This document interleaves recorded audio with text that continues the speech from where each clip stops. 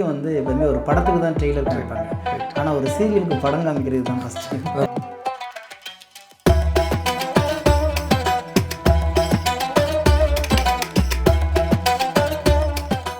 எங்கள் வீட்டை இடிச்சு எங்களை தெருவில் நிறுத்தி தான் உங்கள் ப்ராஜெக்ட் வரணுமா? அப்படி இருக்க வேண்டாம். எங்கள் மேலே ஏற்றி கொண்டுட்டீங்க.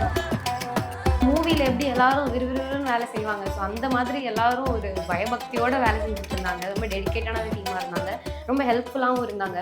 ஒரு சின்ன சின்ன டயலாக்ஸ்லேருந்து சொல்லி கொடுக்கறதுலேருந்து ஸோ மற்ற இடத்த எக்ஸ்பீரியன்ஸ் பண்ணதை விட இன்னும் நிறையா டெடிக்கேட்டடாக இருக்கிறத பார்க்க முடியுது.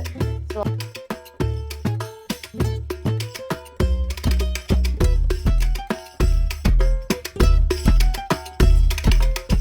ஆனால் இவங்க சொன்னது என்னென்னா ரொம்ப ஷார்ட் டைம், ஆனால் ஒரு பிக் ப்ராஜெக்ட், நல்ல ஐடியா, வெரி குட் ஐடியா.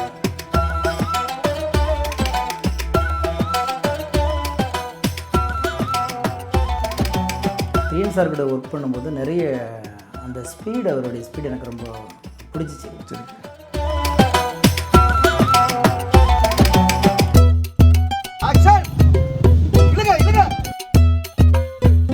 இந்த கேரக்டர் எனக்கு ரொம்ப பிடிச்ச கேரக்டர் கூட. நான் ரொம்ப சில நேரத்தில் வந்து ஷூட்டிங் ஸ்பாட்டு போனேன்னா காலையிலேருந்து சாயந்தரம் வரைக்கும் அந்த கேரக்டராகவே உட்காந்துருக்கேன்.